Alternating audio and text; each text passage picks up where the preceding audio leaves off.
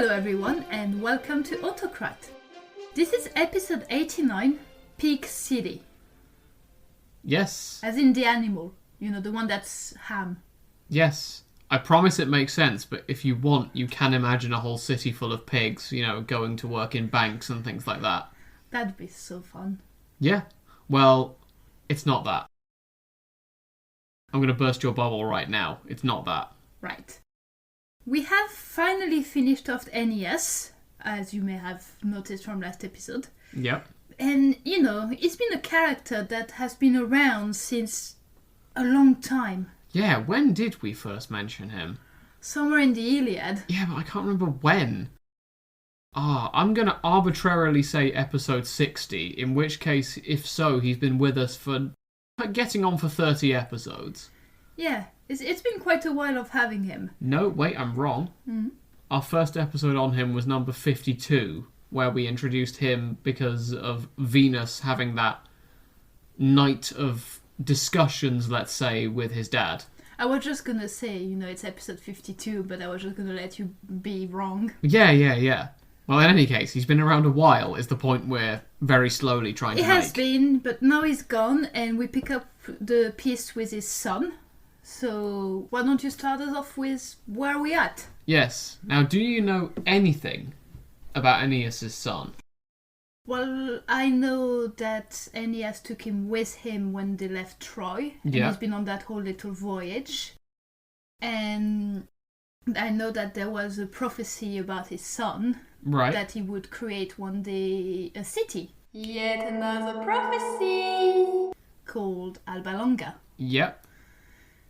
Now, what was that prophecy again? Wasn't it something to do with if I remember correctly, it was a sow or a female pig who was nursing 30 piglets on a particular spot in the river.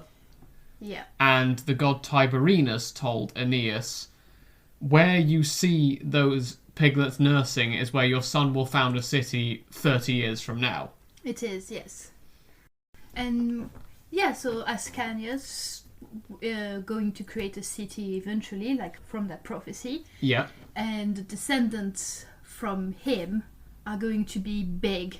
They are. Very big. They are. But we can't just say how big quite just yet. No, I don't think even you know how big they're going to be just yet. Because I know what I think I know what you're referring to, but you don't know the thing I'm referring to yet. Good. We're locked into one of those funny, I know something you don't know and that I don't know, but that you know I don't know it. Yes. We should probably get on. We're waffling a bit. That's fine. Yeah. You're the one who meant to start us off, so... Well, I will do that now with the sauce jingle. It's a sauce, but don't put it on pasta.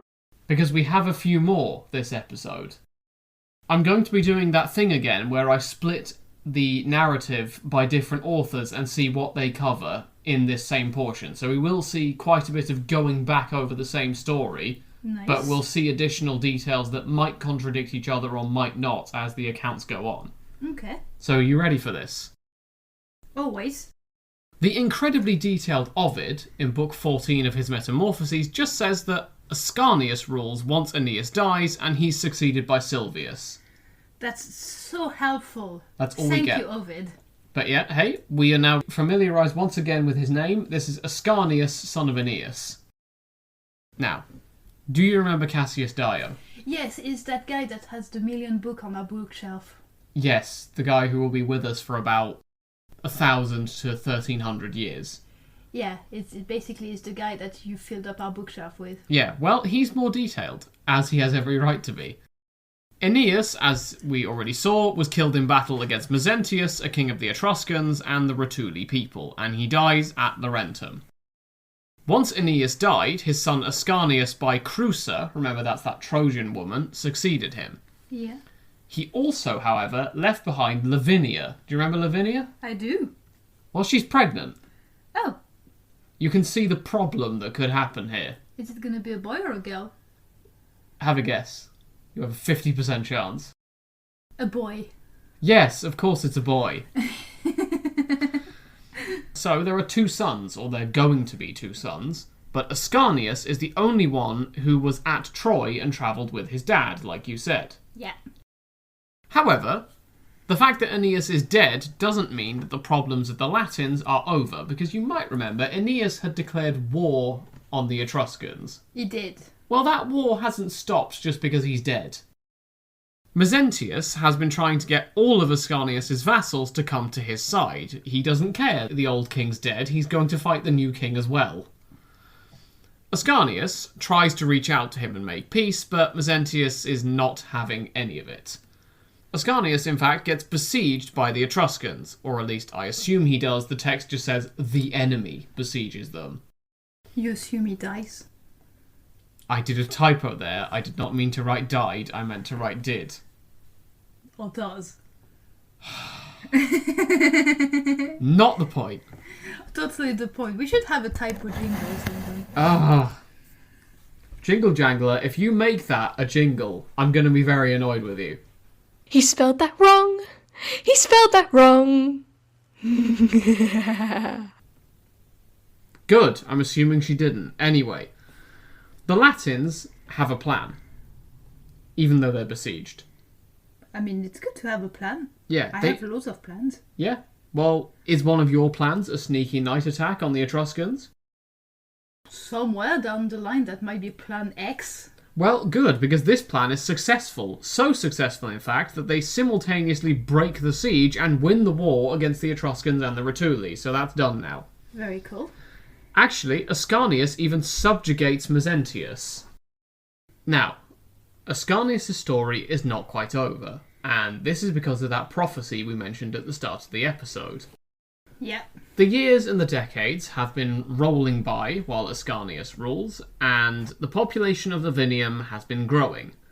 In fact, most of the population now lives in an overspill town outside of Lavinium itself, so it's getting out of hand. Now, they need to found a new city, as that prophecy said, so they go back to the spot in quite a hilly country and they found a new city. And they choose the location because it's actually better suited, I assume, defensively than Lavinium is. They name this new city Alba Longa. Alba Longa. This is named after the sow from the prophecy, according to Cassius Dio. Alba, because it's white, and Longa, because it's long. So we had a long white pig. Yes. Or as I'm calling it, Pig City. And now you can imagine that roundabout now is when all the pigs start immigrating into the city and taking up jobs in the finance industry. It's great. However, all things must come to an end, and Ascanius dies. When he does, Silvius becomes king. However, we'll get to that next time, because it's time to talk about another account. Yes, and that person, who also takes up most of our bookshelf, is Livy. So much of our bookshelf. Yes.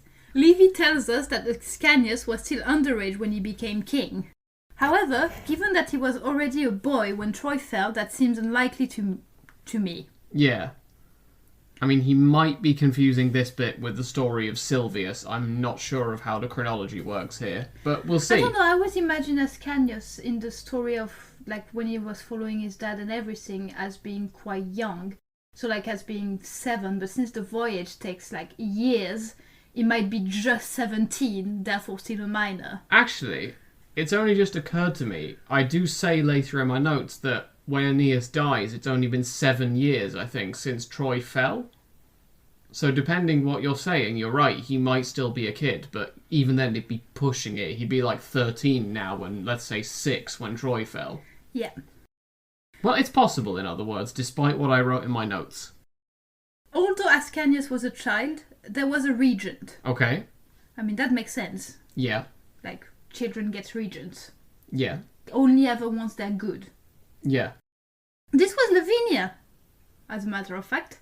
Okay. The second wife of Aeneas. I'm already spotting problems with this. Yeah, especially considering she also has a child with Aeneas. She's pregnant with Aeneas' child and now is taking care of her stepson. I feel like if history is anything to go by, he's going to have a nasty accident. Or it's going to go very well. I mean, we know he survives, so it's going to go okay at least, but still.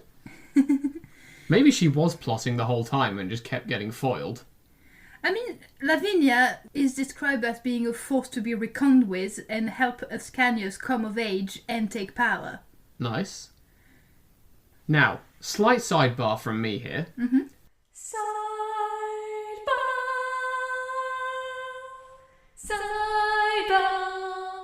Livy's unsure who exactly Ascanius is. Oh, really? Yeah. He's either the son of Aeneas and Lavinia, in which case it's her son who she's looking after, or else he's the older son of Aeneas by Creusa, who fled Troy with him. But she didn't fly Troy. No, what we're saying is there are two possibilities for who's Ascanius' mother, basically, whether he was already at Troy or whether he was born after Aeneas married Lavinia. I mean, according to the Aeneid, he was there all along. Yeah, well, Livy's not certain. Well, Livy should read the Aeneid. Yeah, I think that's the problem. Livy is trying to rationalise Roman history, not just rely on a bunch of myths, even though he does then use a bunch of myths. But anyway, Livy assigns this latter son, the one who fled Troy, the name of Iulus, spelled I-U-L-U-S, and says that the Julii family descend from him.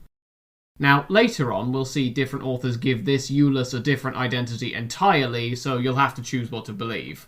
I'm pretty sure as well I've seen written when I was doing research that they say that the Julii family descends from Ascanius. Yeah, so are we saying what we're going with here is that Ascanius is the son who fled Troy? He is, yes. And Iulus will come back to at a later point. Cool. Livy, you're wrong.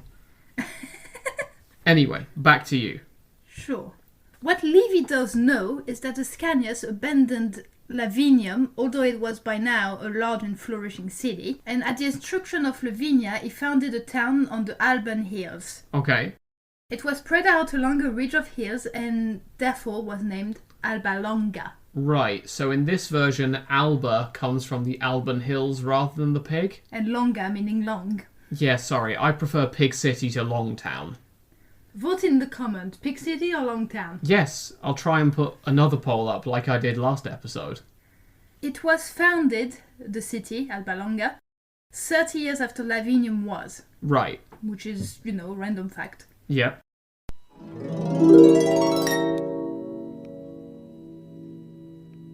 Editing Vince here with the first of 4 editing notes, just to say I don't think we ever actually mentioned Aeneas founding Lavinium.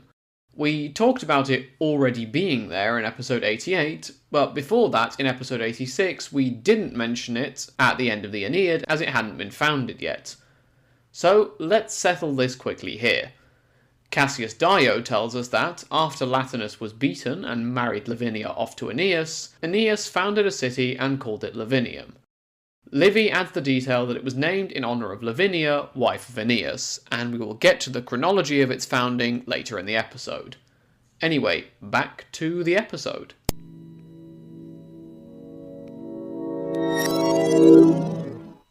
The Latins were by now so powerful that not even Mezentius of the Etruscans dared attack them, even during the early regency of Ascanius. This was especially true now that the Latins had defeated the Etruscans, as we saw in Dio's account. Right. The two parties agreed that the Albula River would mark the border between the Latins and the Etruscans. And just like with Dio, we then learned that Ascanius is succeeded by Silvius. Yeah. Livy calls that guy his son, but we'll get into that next time. Oh, we will. So, our next source for the story is... Diodorus, everyone's favourite Egypt fan. Alright, go on. Diodorus doesn't really add anything else, except trying to compromise on the name of the city and where it came from. And we know how much we love compromise. Unacceptable! He says that Alba comes from the whiteness of the animal in prophecy, and Longa from how spread out the city was. I mean, I find this unlikely given that it was literally just founded, unless Alba Longa's just one row of houses and everyone just kept stubbornly putting their house next to their neighbours. Like, no, spread out, guys. And they're like, we are. We can't have a town centre if you all don't follow the plan and just keep building that way. Now, don't look at my notes. Mm-hmm. Do you have any idea how long the period of Ascanius' rule is? 38 years, according to that guy. Okay, you did look at my notes. Or maybe I'm just very intelligent, thank you very much. You said according to that guy after looking at the screen. Yeah, I did see it before you said don't look. I'll put it into context for you, though. Sure. That's as long as Henry VIII. It's impressive. Yeah, but it's nowhere near as long as like Louis XIV of France. Well, so, no, but Louis XIV was 4 when he came to the throne, and Ascanius was... Did we say 13 is the canon age we're giving him? Yeah, I was going to say 15. Okay, do you want to say 15? Yeah. Cool. Given that Ascanius was absolutely 15, and that's canon fact...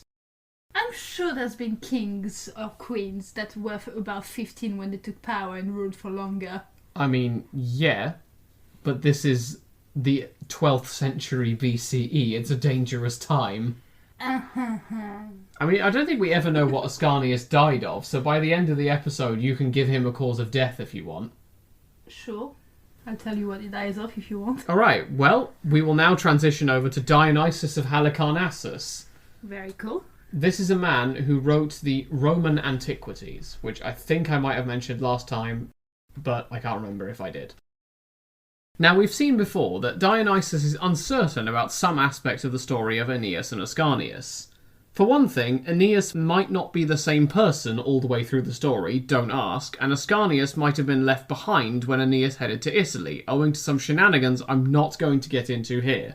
I mean, it is true that at one point when I was reading the Aeneid, unless Ascanius got mentioned again in passing, I was like, oh yes, he's still there. He hasn't been left behind randomly on a place or another. Yeah, so this is just a guess. Maybe the fact that he mentions multiple Aeneases, possibly, I can't fully remember, might mean there's more than one tradition converging. Like, Maybe. in one tradition Ascanius comes with him, and in one he doesn't. It's possible. After all, those are stories. Yeah, I mean, he may have been left behind as a king in Phrygia, which is like in the very western part of Anatolia, near Troy.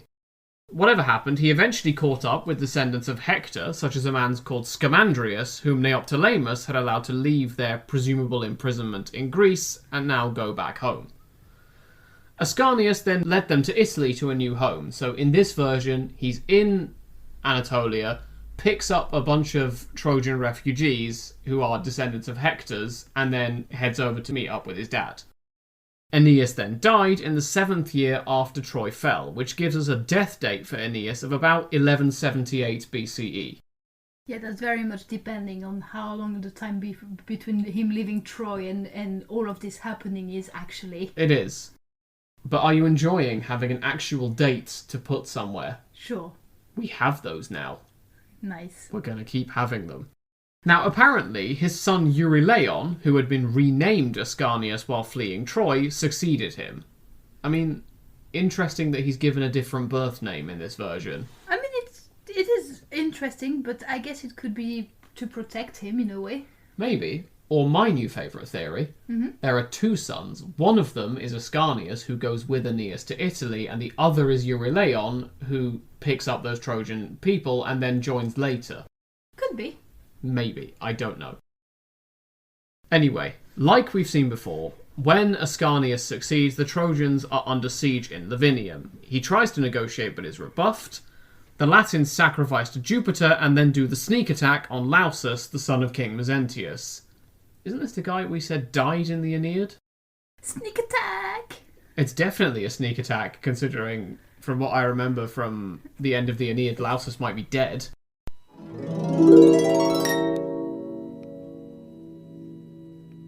Editing Vince here again. I checked our past episodes, and Mezentius did indeed die in episode 86, while Lausus died just before him in episode 85.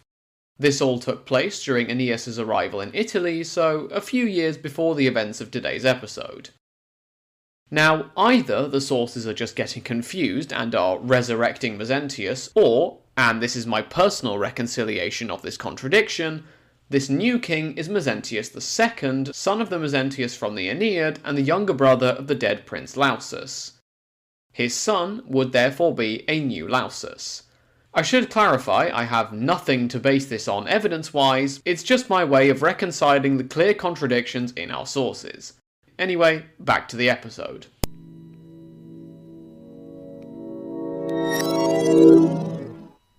Yeah, I know. Is that why the sneak attack works? Lausus is on sentry duty. They've just propped him up. Potentially. The Latins take the fortress from where the Etruscans, called Tyrrhenians in the text, are besieging them, and then fall upon the disorganised army. Mezentius gets to some high ground ready to fight, but when he finds out what's happened to his son Lausus and how bad a situation he's in, he sues for peace. The Etruscans are allowed to leave unmolested and sign a treaty with the Latins. Presumably this is that one with the whole border being the Albula River we talked about earlier. Again, in the 30th year after Lavinium is founded, Ascanius obeys the oracle Aeneas had consulted and founds a city called Alba. However, the epithet Longa is apparently added so it can be distinguished from another city of the same name, because everything has the prefix alb right now. In Greek, the city is apparently called Leuke Macra though, so that's fun. We then get an ominous flash forward here. Ooh, I like this. Because Dionysus writes that at the time he's writing, Alba Longa is no longer an inhabited city. Ooh, what happened to it? I can't tell you that now, can I? Oh. We'll get to that. Okay. I will say I've written up the bit in my notes, or at least read it, where that happens, so we will come back to it. For now, Alba Longa is between a mountain and a lake, presumably with a big sign up that says, "Welcome to Alba Longa, we will never get destroyed." Yeah, quite the natural barriers there. Yeah, they in fact make walls unnecessary and make the city very hard to conquer. The city also controls how much water flows into the plains below, and the land around it is very arable. So basically, this is a strategist's dream, the city. Dionysus also takes the time to say that, apparently, Alban wine is very sweet and the second best. Of course it is. I can't remember if he said that Rome was the best. I can't remember I don't know, where is he from? I think he's Roman.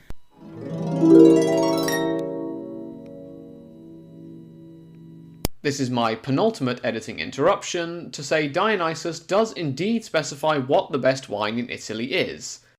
Apparently, it's the Falernian wine, as Dionysus says in Book 1, Section 66 of his Roman Antiquities, in case you're interested in the reference. Nowadays, there is a city called Falerna in the Calabria region of southern Italy, so I believe this is the same city. So, if you're from there, congratulations, Dionysus likes your wine. Also, Dionysus of Halicarnassus was a Greek author. Anyway, back to the episode.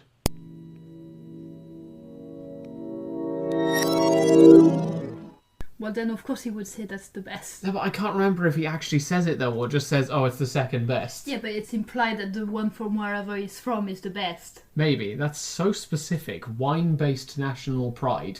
Well, of course, if you go to France... Oh, I'm so... I've forgotten about that.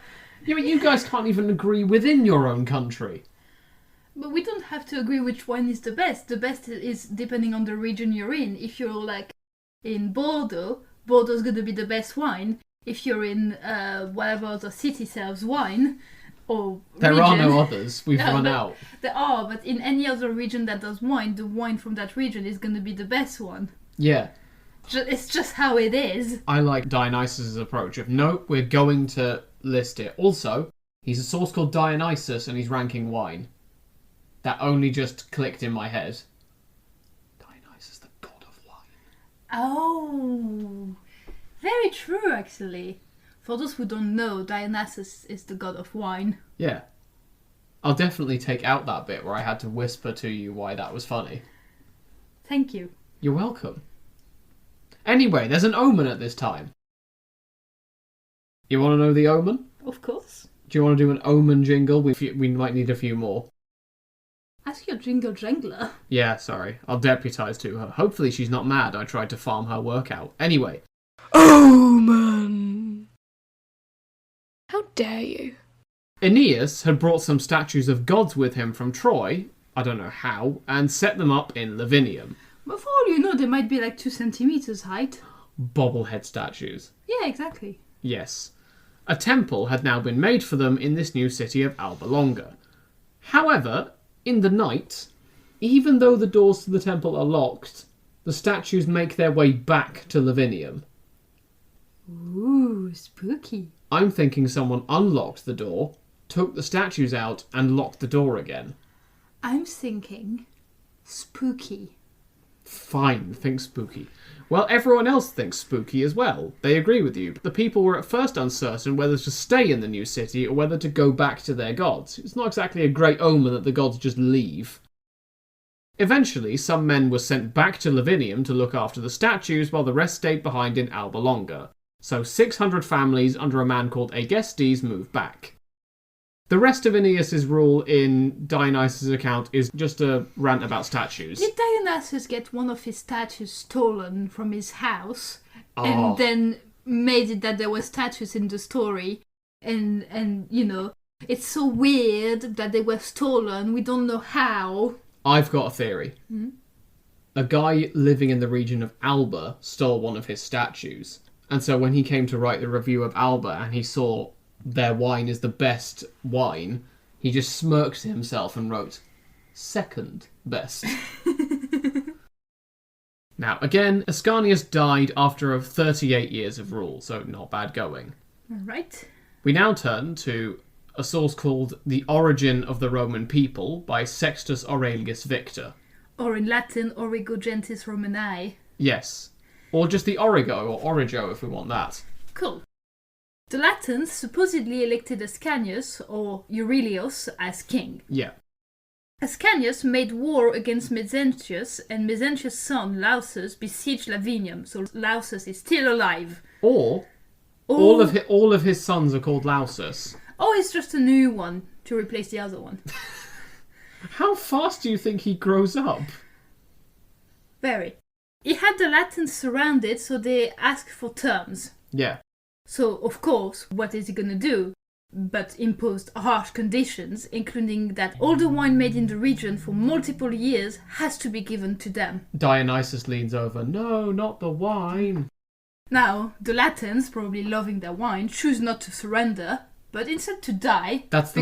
You know, we're not gonna surrender for wine. Yeah, what am I gonna do? Be in a nightclub sober? I'd rather get stabbed by a Lausus clone. It's like asking a British person, give up your tea or die, and they'll be like, well, I'll just die then. Well, then I'd rather do an absolutely insane charge against impossible odds. The Latins choose to dedicate the wine to Jupiter and then rush out the city. That's what they say happened in the official story. What actually happened is they got wasted and decided they were just going to go for it. They probably went like, have a drink and Jupiter, this is for you. That's what the dedication is. Yeah, about 4 drinks in. You know what we should do? We should just go attack them.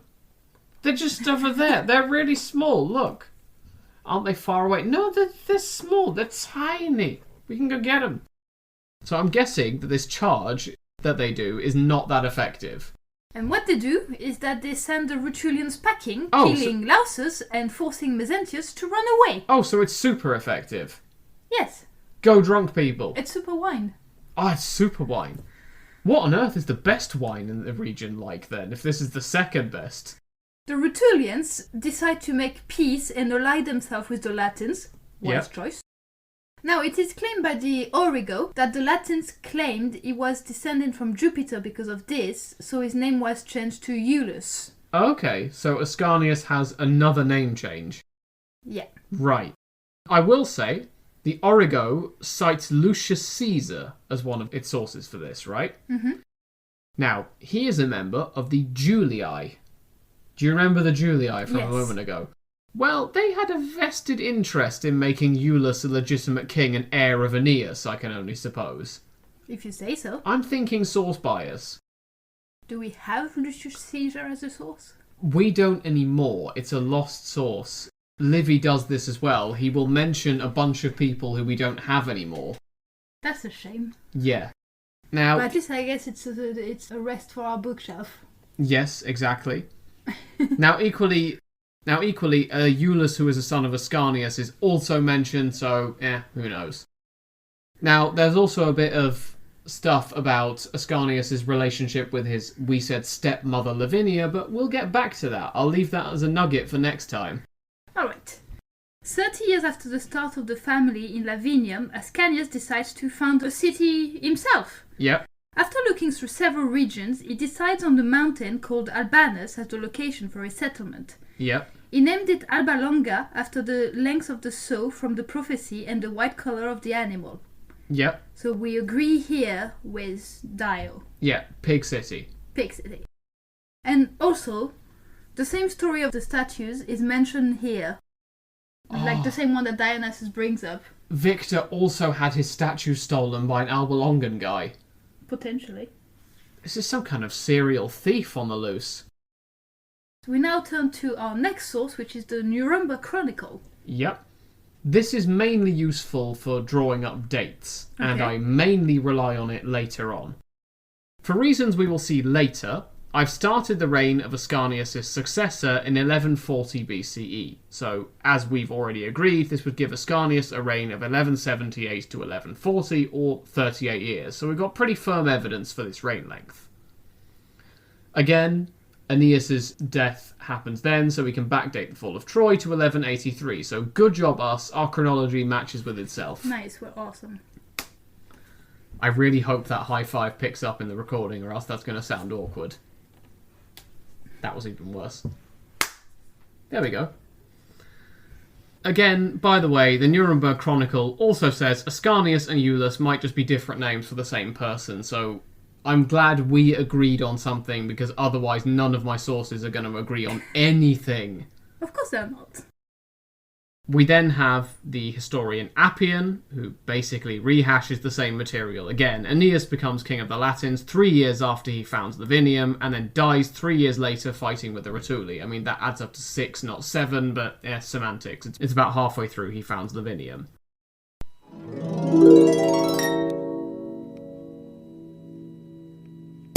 Hello everyone, Editing Vince here again with a final clarification. This is because the chronology has gotten a bit confused over the course of my research recently, so I'm putting this note here to iron things out for good. At least, I hope so. My research about the kings of Alba Longa, running backwards from 753 BCE, indicates a start date for the kings descending from Aeneas in 1178 BCE following the death of Aeneas. Now, this date might also be 1176 BCE, because there's a period of 2 years that's a bit ambiguous.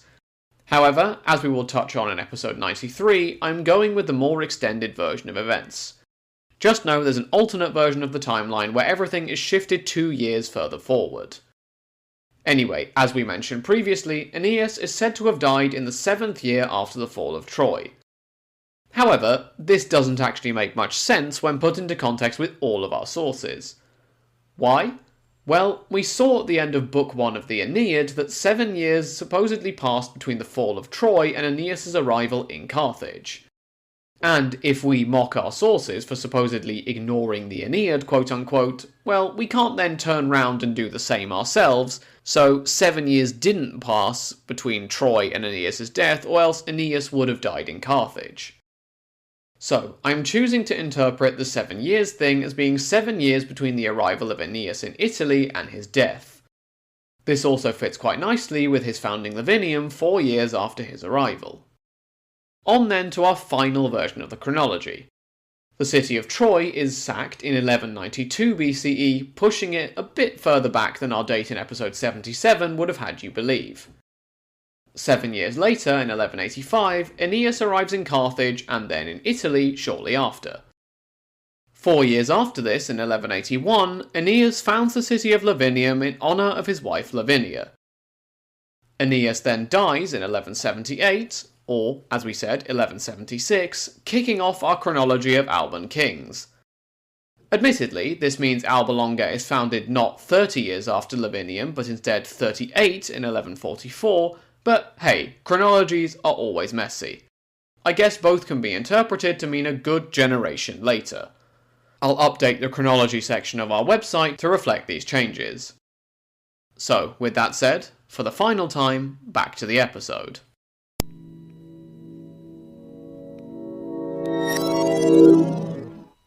Appian agrees with Dionysus that Aeneas' son was called Euryleon and was given the surname of Ascanius, so that goes against my headcanon of there being 2 different sons. Ascanius is the son of Aeneas, with most calling him son of Creusa, but some saying Lavinia's his mother. Ascanius dies 4 years after founding Alba Longa, apparently, so this gives us a foundation date for the city of 1144 BCE. Nice. I love having dates. I know you do. It's brilliant. But I wanted to add again Yep. that if we read the Aeneid, Yep. Ascanius is already with Aeneas from the beginning, and they say they leave the mom behind because she dies. Yep. Therefore, he didn't even know Lavinia then at all. Yeah. So he can't be her son. Yeah, I don't know why there's so many question marks. Are you saying this frustrating you, how little the sources are agreeing with each other? A little bit, especially this, because if those people had read the Aeneid properly, they would see that they're wrong. Some of these people were around before, I believe. I don't know exactly when each of our sources wrote their things down. Some of them are definitely after. Like, I think Victor is from the 4th century. Okay, so whoever was before, fair enough. Whoever is after, get a grip. Are you grading their homework an F? Yes. Okay, great. Well, we have another source, thankfully, who doesn't kick in yet, because this is this historian Eutropius, who only picks up, I believe, when Rome is actually founded. So we are done with sources for today. Okay. So, the overall picture, just in case we've bewildered any of you. Aeneas dies. Yeah. He's very dead. He's so dead. Yeah. His underage son, Ascanius, succeeds to the throne, and somehow his stepmother Lavinia agrees to protect this little boy, despite the fact she has her own child on the way. She successfully helps him through the war his father started. He then grows up, founds a city called Alba Longa, and then dies. Okay. So. Good summary. Yeah. Did you enjoy the uncertainty? I did. I also enjoyed being frustrated with you. Yeah. Can I give you a slight teaser? I may have called an episode Messy Family Tree Time. Oh, nice. Because, oh boy, nobody agrees on anything, and I have chosen to make it the most awkward and chaotic interpretation possible. Very cool. A lot of it is probably spelling mistakes, but I didn't accept that. You'll find out what I mean by that in a future episode. So, do you remember who it is next time? You and me. Here again talking. Oh, sorry, I should clarify. Do you remember who it is ruling in Alba Longa next time? Silvius. We'll get to that. Or maybe not. Exactly. We'll get to that. Looking forward to it? Yes, of course. Oh, great. Well, thank you all very much for listening, everyone. And until next time, have a great week. Have a great week. Chaotic, right? Yes. Does it add to it that I made the sources individual things? It makes it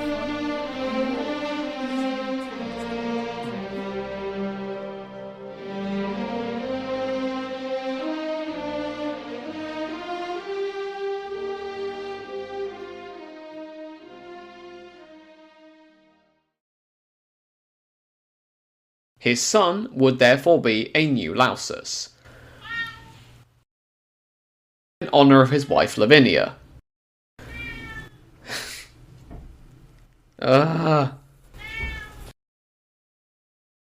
are you enjoying having an actual date to put somewhere? Sure. We have those now. Nice. We're going to keep having them. Now, apparently... I would hope so. We're still dating. Very good.